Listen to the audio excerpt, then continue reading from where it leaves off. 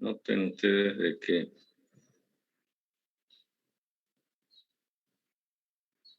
en el esquema que en este momento estoy dibujando, algunos estados termodinámicos no cambian, pero otros sí, como consecuencia de la instalación del intercambiador de calor líquido-vapor. Me refiero concretamente a que, por ejemplo, el estado termodinámico del líquido que llega a la válvula ahora es 1' y el que sale es 2'. Y en el caso del vapor que ingresa al compresor, ya no es 3, sino 3', como consecuencia del efecto o del proceso que ocurre en el intercambiador de calor. Esto que estoy encerrando con línea de trazos, que desde el punto de vista de la termodinámica, si uno lo analiza como sistema termodinámico, será un sistema abierto con 2 entradas y 2 salidas del tipo F. Me imagino que recordarán eso de termo.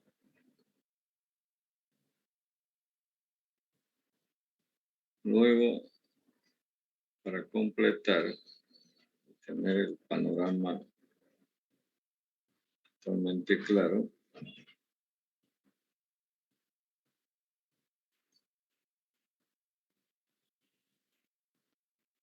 vamos a marcar en este diagrama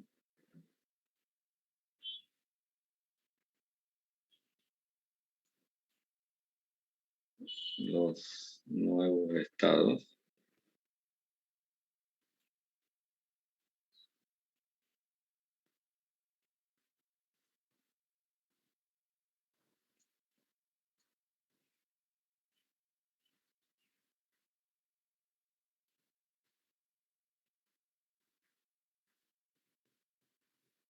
Y listo, tenemos dibujado el ciclo modificado como consecuencia de la intervención de este intercambiador de calor. Si quisiéramos determinar el coeficiente de operación, que en principio está definido como el cociente entre el efecto refrigerante y el trabajo de compresión, esto ya lo explicamos antes, debemos recordar que el efecto refrigerante lo podemos determinar como una diferencia entre la entalpía 3 y la entalpía 2', que a su vez será como la entalpía 3 menos la entalpía 1'.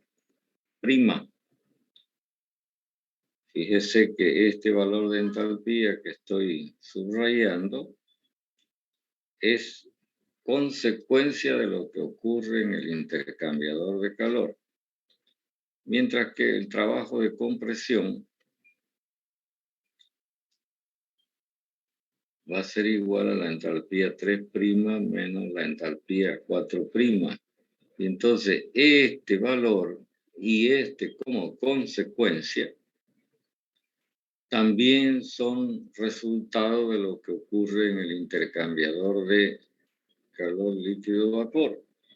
Es decir, si queremos determinar el valor del coeficiente de operación, necesitamos conocer esto que estoy poniendo de manifiesto, porque lo otro es conocido, digamos, del caso cuando no se tiene el intercambiador de calor.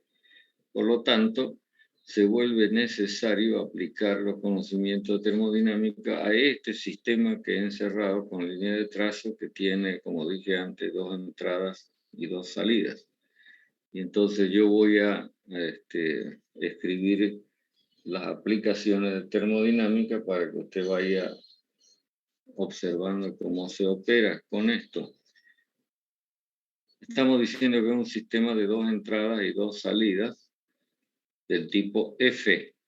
Entonces debemos recordar que la sumatoria de los flujos máximos de entrada tiene que ser igual a la de salida. Por lo tanto, ingresando al sistema tenemos el flujo másico 1, este de acá. Y también ingresando tenemos el flujo másico 3, este que viene por acá, que proviene del evaporador. Saliendo tenemos el flujo másico 1', de salida acá, de salida del intercambiador, más el flujo másico 3' también de salida del intercambiador. Ahora, si uno observa con detenimiento este sistema termodinámico, se dará cuenta de que el flujo másico 1 que ingresa es el mismo que sale como 1'. ¿Está claro esto? Pregunto. Sí, está claro. Ok, y de la misma forma el flujo másico 3 que entra al intercambiador no es otra cosa que el flujo másico 3'. Lo que quiere decir que si el flujo másico 1 es igual que el 1' y el 3 es igual que el 3', ¿cuál es el resultado final?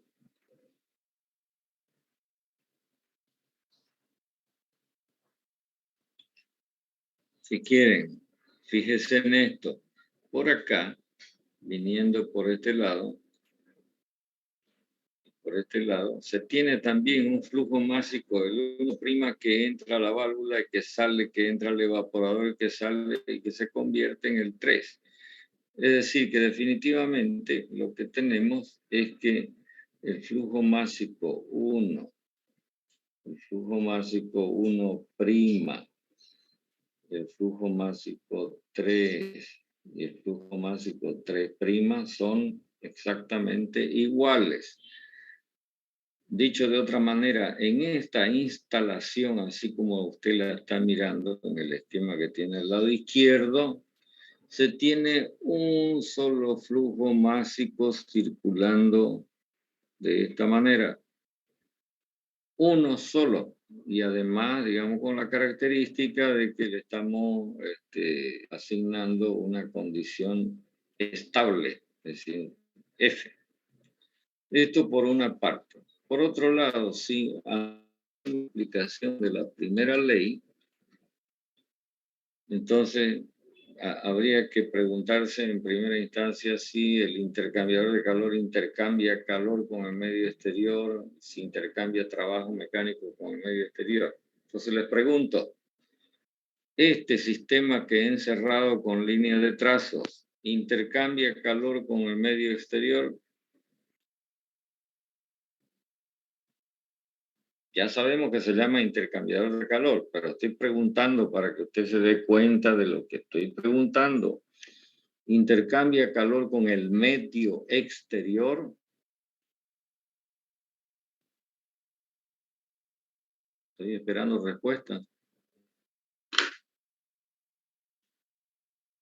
Y todas estas cosas se las va a tener que preguntar cuando esté resolviendo los problemas y quiera aplicar las leyes termodinámicas.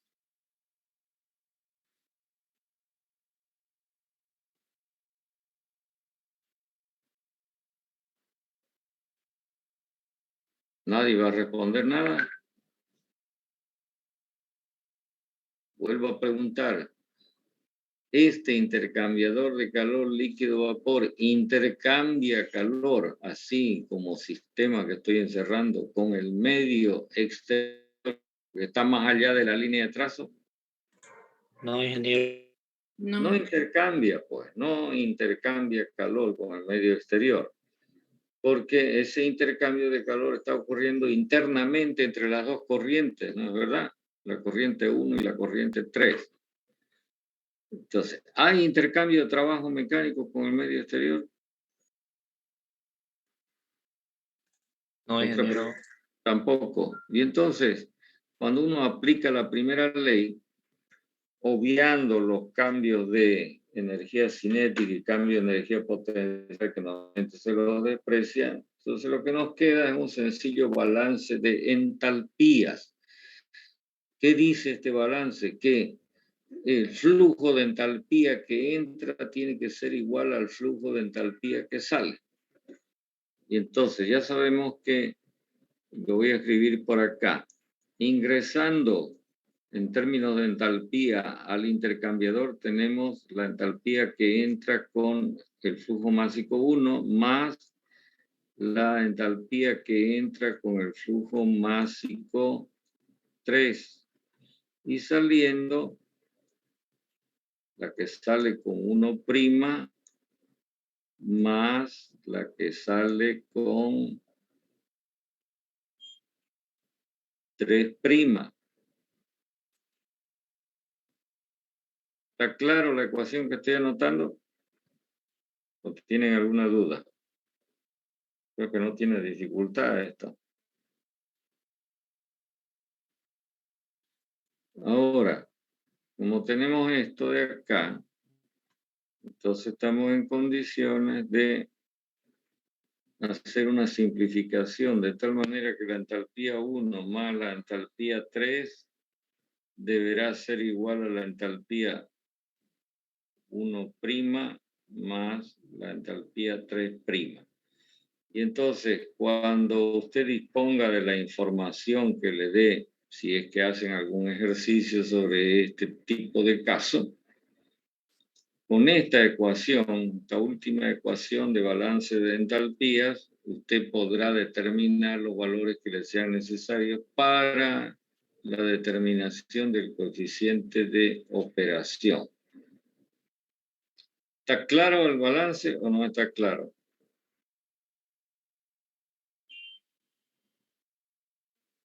Ingeniero.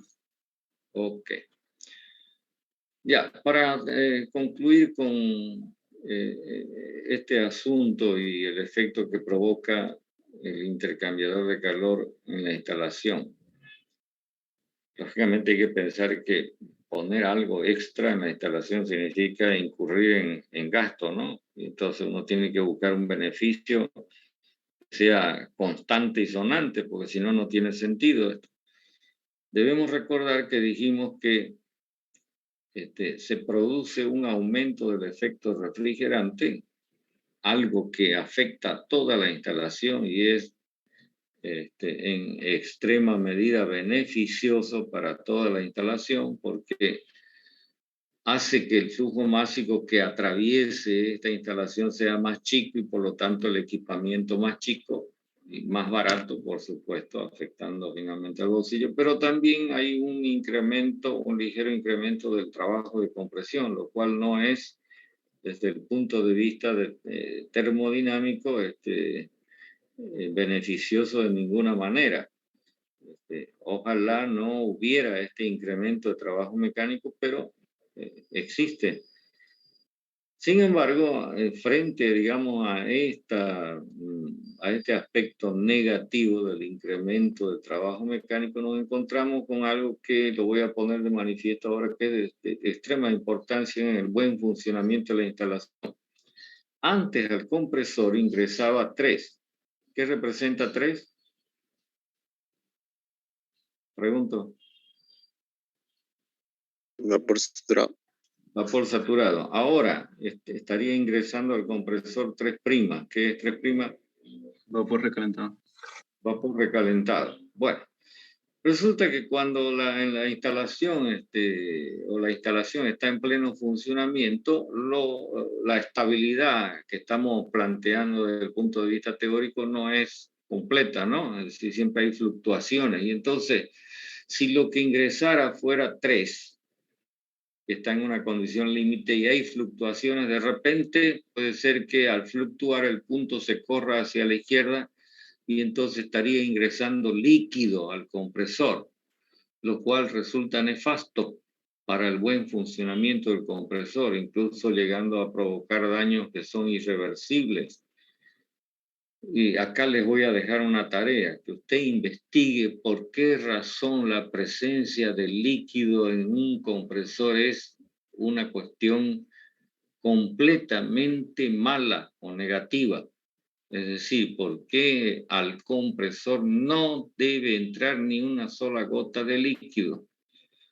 Sin embargo, si la condición es 3', por más de que hubiera algo de fluctuación, como tenemos vapor recalentado, entonces hay muchísima mayor garantía de que no va a haber presencia de líquido en ningún momento en el compresor. Por lo tanto, está asegurada la vida útil de esta máquina. No nos olvidemos que en realidad el compresor es el corazón de la instalación. Y hay que, como las personas, hay que cuidar muchísimo el corazón, porque sin él no funciona nada, ¿no? A veces en otras partes todavía el cuerpo funciona. Por último, cuando económicamente no se justifique instalar un intercambiador de calor líquido-vapor, hecho el estudio correspondiente, por supuesto, entonces lo que se puede hacer es tratar de imitar lo que ocurre en este dispositivo, ocurriría en este dispositivo, sencillamente tomando la tubería del líquido, digamos que sea esta por la que circula el líquido así, y juntándola con la tubería de vapor, en la que el vapor circula así. Y entonces, como las paredes de estas tuberías son buenas conductoras de calor, se produciría algo de transmisión de calor en una imitación más o menos buena de lo que es el intercambiador de calor líquido-vapor. Y esto no le cuesta, digamos, absolutamente nada extra. ¿Está claro?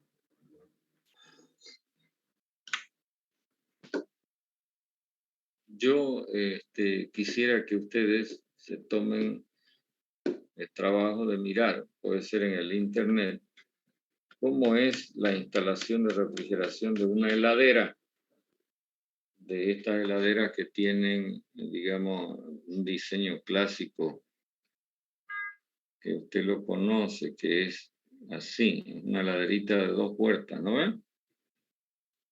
Es decir, acá arriba el congelador y abajo la cámara principal donde se guardan cosas frías pero sin congelar. Y entonces vea cómo es la instalación que hace funcionar estas dos cámaras. ¿Comprende lo que estoy planteando como tarea? Sí, ingeniero. Ok, entonces ojalá que se preocupen de mirar esto. Yo no me voy a cansar de repetirlo hasta el cansancio, siendo extremadamente cargoso, que hagan lo que se les recomienda, que hagan con tiempo, con paciencia, con interés, porque de repente el día del examen se lo vamos a preguntar. Así que siga los buenos consejos que uno le da, no los tire a la basura. Bueno, ¿alguna pregunta en torno a todo lo que hemos hablado sobre este dispositivo extra?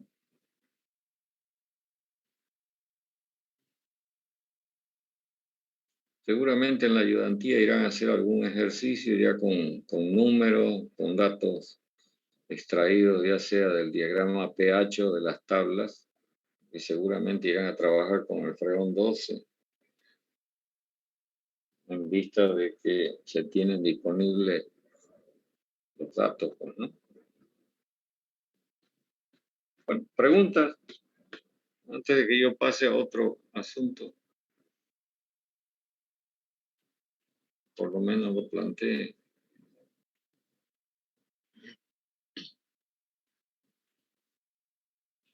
¿Nada?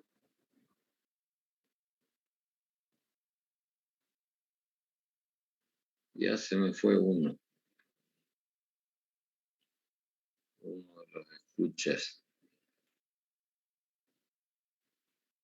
Bueno, quisiera que alguien se pronuncie y me diga si están conformes o no están conformes, o qué le falta. Está todo claro, ingeniero. Ya, entonces dejamos por el momento este asunto hasta que ustedes hagan alguna práctica y de repente surja alguna pregunta y me la quieren hacer. Lo veremos. Entonces continuamos analizando distintos dispositivos. Ya pasamos este y ahora vamos a otro dispositivo que también podría ser instalado como extra en el sistema de refrigeración. Voy a borrar y hacer cuenta nueva. El siguiente dispositivo lo vamos a conocer con el nombre de separador de vapor.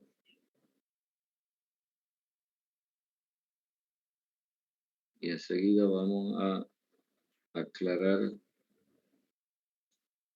qué se trata o qué hace este aparato.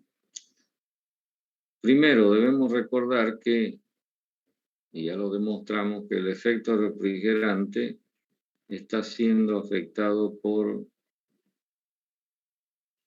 estos dos factores.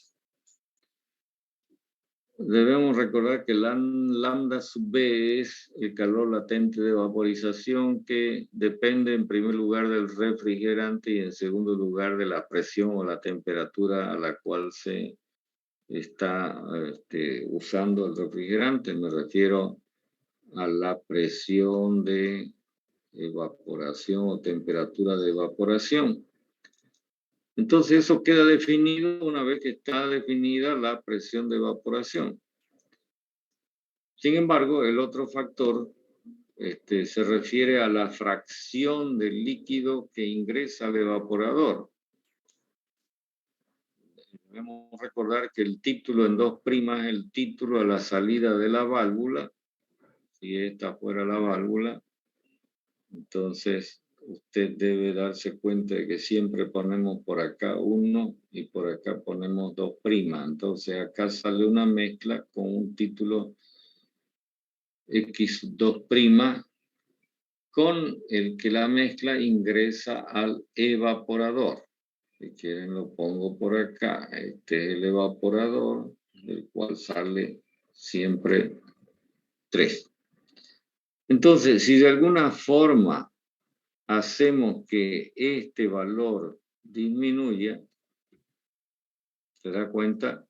Este valor disminuya, entonces este factor 1 menos un valor más chico se agranda y por lo tanto el efecto refrigerante lo vamos a poder incrementar, lo cual, volvemos a repetir hasta el cansancio, es beneficioso no solamente para el evaporador, sino para toda la instalación. No sé cuántas veces lo hemos dicho, pero vale la pena repetirlo. Entonces, de este afán de disminuir este título se encarga este dispositivo que se llama separador de vapor, que enseguida lo voy a esquematizar y ustedes van a tener mejor visión de lo que estamos planteando.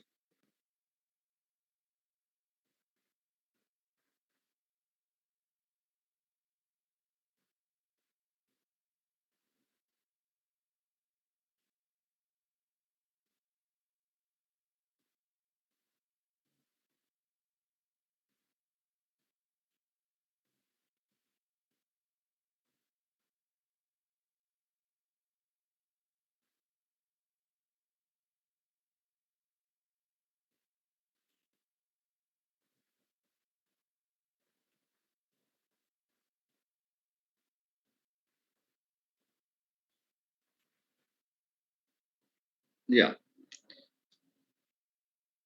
Como su nombre dice, lo que se pretende es que de esa mezcla de líquido y vapor que ingresa al evaporador se haga una separación, apartando el vapor y dejando que solamente el líquido sea el que ingrese al evaporador. Para eso se usa un dispositivo como el que estoy esquematizando en el dibujo que acabo de hacer. Y voy explicando un poquito más detalladamente lo que muestra el dibujo. En primer lugar, Esto que está dibujado entre 1 y 2', que tiene un brazo que se prolonga hasta dentro de esta cámara con una bolita o un circulito, ¿ve? En el extremo. Esto que está dibujado como corbatita, ustedes deben entender siempre que se trata de una válvula, pero en este caso particular, este es un tipo de válvula que se denomina válvula flotador. ¿Comprende? A ver si podemos entender lo siguiente. ¿Qué es una válvula? Les pregunto, a ver, ¿qué es una válvula? Respondan.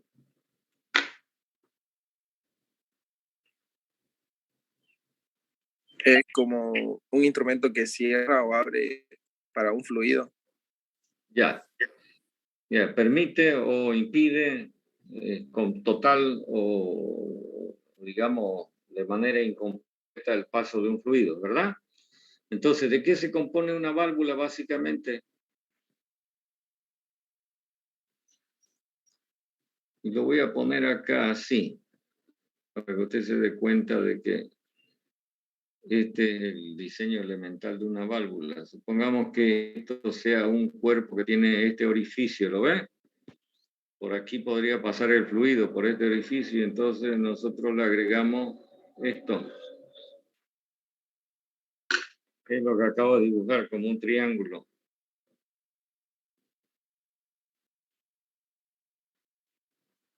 Es lo más simple que se me ocurre en este momento para tratar de explicar lo que es una válvula. Es como una llave, ingeniero, para que no haya paso. No, ¿qué llave? Esto es un tapón. ¿No ven? Entonces, si yo el tapón lo asiento sobre ese orificio, impido el paso del fluido. ¿Sí? Si lo separo completamente, entonces dejo libre el paso del fluido. O si lo acerco más o menos, entonces impido a medias el paso del fluido. ¿Lo ve o no lo ve? Entonces, básicamente una válvula es eso, lo que se llama un asiento con un orificio y un tapón. Eso es una válvula. Ahora, el detalle está en cómo se mueve el tapón. Usted todos los días de la vida, en los baños, en la cocina, usa válvulas. ¿Cómo las usa? En los grifos. Ya, en los grifos. ¿Usted los hace trabajar manualmente? ¿Usted con su mano lo maneja o no? Sí, de forma manual. En forma manual. ¿Qué es lo que hace? Giro. ¿Y es rayar la válvula?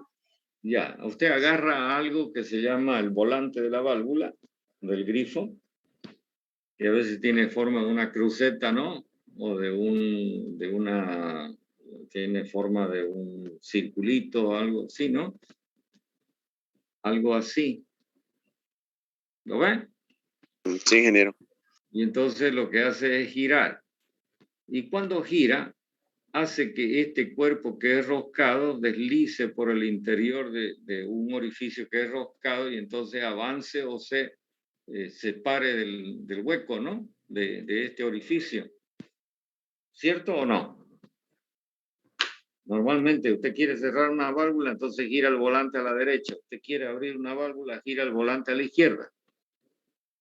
¿Sí o no? Sí, ingeniero. Ya. Entonces, en este caso, a la válvula, de acuerdo con la descripción que estamos haciendo, usted la está manejando de forma manual. ¿Ok? Acá en el dibujo que estamos haciendo, acá, donde está la corbatita, que representa una válvula, le estamos añadiendo todo esto, que lo estoy repintando, que es un mecanismo de palanca con un flotador en el extremo. Por eso es que la válvula se llama válvula flotador. Un tipo de válvula de estas características usted las encuentra en las tazas de los inodoros. No sé si alguna vez vio usted, le dio una taza. Sí, ingeniero. Cuando ya está cargado el tanque, el flotador llega hasta un cierto nivel y se cierra la válvula que impide el paso del agua. Exactamente. Bueno, es el mismo tipo de válvula que estamos planteando acá, pero lógicamente diseñada para su uso en refrigeración, ¿no? Entonces, el cierre o apertura de la válvula va a ser accionado por el nivel de líquido que se tenga dentro de esta cámara grande que he dibujado. Entonces, ¿qué es lo que está ocurriendo? El líquido 1 se estrangula hasta el estado 2', donde hay una mezcla de líquido y vapor. Esta mezcla ingresa a esta gran cámara y entonces, como es amplio el espacio, la mezcla se va a mover muy lentamente, justamente por la gran disponibilidad de espacio que tiene para circular. Y entonces, por diferencia de densidad o de peso, el líquido se va al fondo, mientras que el vapor se queda en la parte superior. ¿Comprenden lo que estoy diciendo? Este principio de separación de fases se usa en muchas aplicaciones. En este momento me estoy acordando, por ejemplo, de algo que seguramente en muchas casas todavía existe, que es la cámara séptica. ¿Saben lo que es una cámara séptica? Sí, ingeniero. Me refiero a las casas que no tienen, digamos, conexión al sistema cloacal. Y entonces disponen de un pozo, que se llama pozo ciego, y antes del pozo se construye normalmente lo que se llama la cámara séptica. Bueno, en la cámara séptica lo que se hace es una separación de sólidos y líquidos bajo este principio de que el sólido que es más pesado se va a ir al fondo y el líquido va a quedar en la parte de arriba. Acá el líquido es más pesado y el vapor entonces va a ir a la parte superior. De tal manera que, como consecuencia de esta separación de fases, lo que se esté obteniendo por la parte inferior, que lo vamos a identificar con el número 3', será solamente líquido saturado, mientras que lo que se esté permitiendo que salga por la parte superior solamente será vapor saturado seco. Y entonces de esta manera se está logrando una separación total del líquido y el vapor. Y entonces lo que nos interesa es que este líquido vaya al evaporador. Mientras que este vapor, lógicamente, no lo vamos a desperdiciar y entonces lo vamos a mandar directamente o hacia el compresor, junto con todo el vapor que se genera en la instalación. ¿Se entiende cuál es la idea? Sí, ingeniero. Ya. Esta separación de fases se puede lograr sin necesidad de que la válvula sea del tipo flotador. Pero ¿cuál es la importancia del flotador? Lo que ocurre es que con la válvula accionada por el flotador se logra que acá en el separador, que en realidad es este recipiente grande que he dibujado, se mantenga, gracias al flotador que tiene la válvula, el nivel de líquido de una manera controlada, así constante. Si no hubiera este mecanismo de control del nivel del líquido, podría ocurrir de que, por ejemplo, en el caso más desfavorable, esta cámara se inunde y entonces en lugar de salir vapor por la parte de arriba, también salga líquido que va a parar finalmente en el compresor, provocando las consecuencias nefastas que hemos mencionado antes. Está clara la importancia que tiene el hecho de que en este caso el tipo de válvula que se use sea así.